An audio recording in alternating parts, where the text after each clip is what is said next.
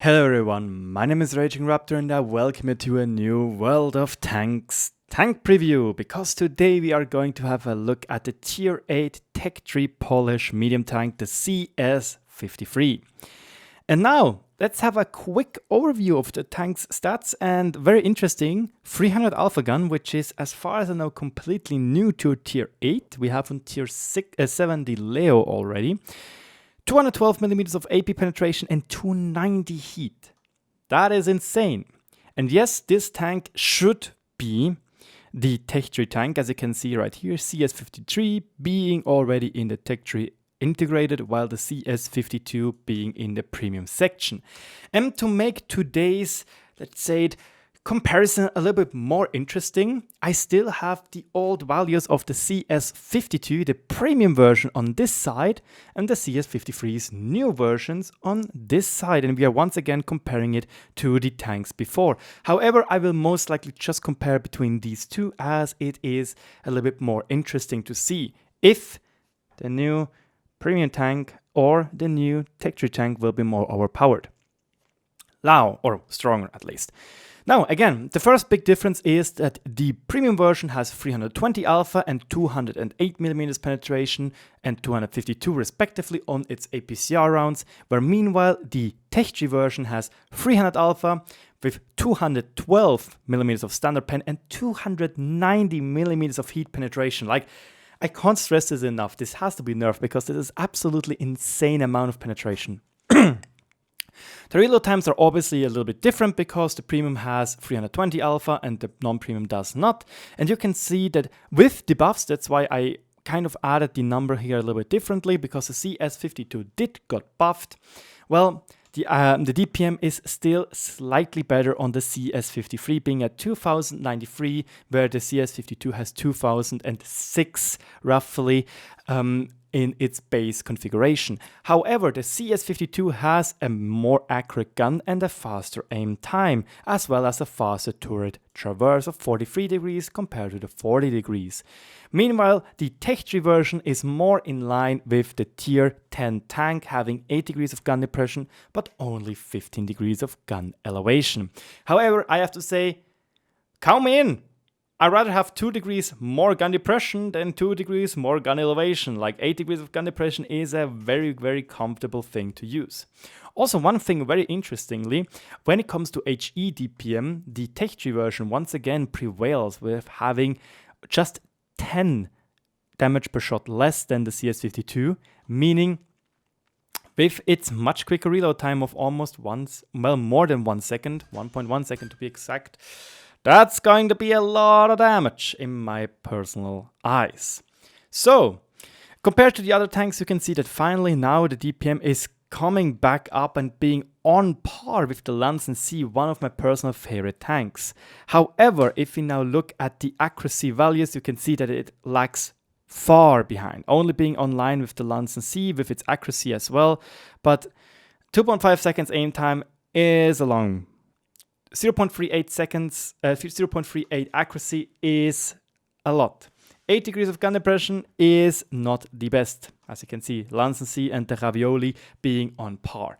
Sadly, I do not know yet what the moving and turret traverse accuracies are, so I'm sorry for that. Now, to its mobility, again, also here we are missing the terrain soft stats, but yet again, the CS-53 is slightly faster in forward speed with 17.8 HP per ton ratio compared to just 17 of the CS-52, and 44 degrees of hull traverse compared to the 50 degrees per second hull traverse on the premium version.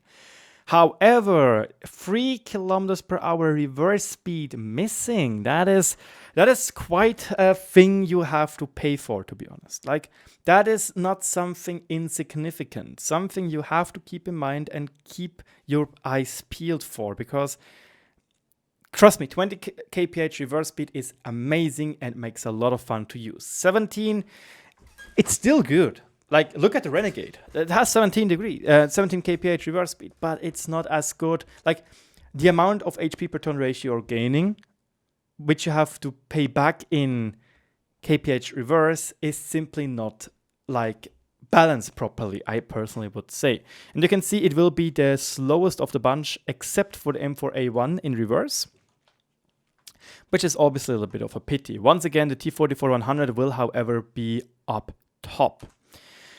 And to the survivability, this is very interesting because the CS-52 and the CS-53, they are only slightly being different from each other. HPs are exactly the same. Armor, however, is more comparable to the one of the T44-100, being almost a carbon copy.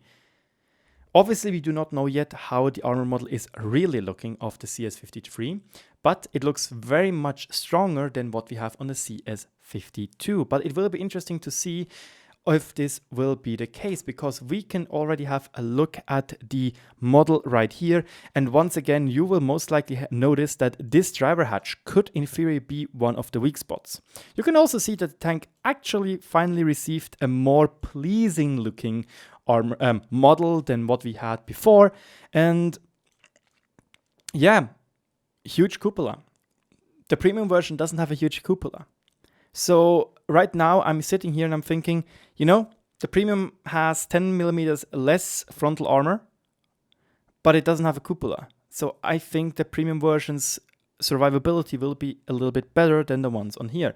Especially as far as I remember, the premium version also has side skirts, and sure, it's just 5 millimeters most likely, but side skirts are side skirts. You have them or you don't. If you have them, you have better protection, period.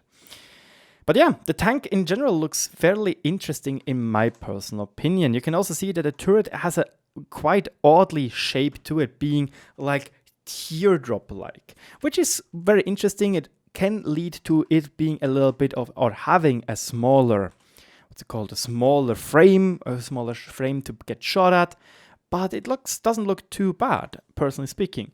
The only thing which I have to say is that obviously the cupola will be the biggest nuisance when you compare it with the premium version, but let's talk about the conclusion. Because I have to say, and I have to applaud, it feels like the TechTree version is slightly better than the premium version. Just recently, I had actually a comment on one of my German videos about the ISU 152K, where he went on a rant saying that I should be much more against premium tanks being worse than TechTree tanks. I'm like, what the hell is this person talking about?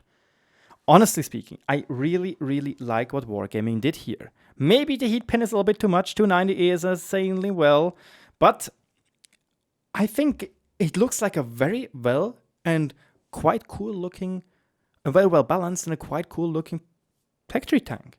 Sure, it's nothing out of the ordinary. It's just like a T44-100 with a little bit more alpha.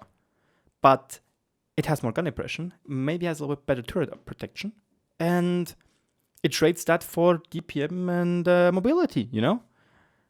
And comparing it to the premium, I have to say, honestly, Wargaming, did you had a turn on your, did you had a change of heart? Because that is good. I don't want to slime all over myself like a slug, but I like this. It's much better than what we are used to have. It really looks to me personally that the new premium and the TechTree vehicle are much better balanced. And again, TechTree looks, in my personal opinion, slightly stronger than the TechTree. Most notably being the better DPM. Not really the more consistent gun, but the much better penetration on both rounds. And the 8 degrees of gun depression. But again, that is my personal opinion. I'm looking forward to playing this tank. It might actually be a fan favorite, really. Because 8 degrees of gun depression is great, mobility is okay, penetration is amazing, 300 alpha is also something unique. I think this could be a fan favorite for a lot of people which like your casual, normal, medium tank gameplay. But let me know in the comment section below what you think about the CS-53. Is it better than the premium, the CS-52?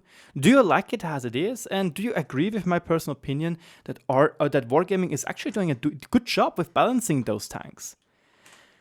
Obviously, if you have any feedback from me personally, let me know in the comment section below. I'm always glad and always happy to hear about feedback. And if you're new to the channel and think, hey, that guy did a really good job with this news, don't forget,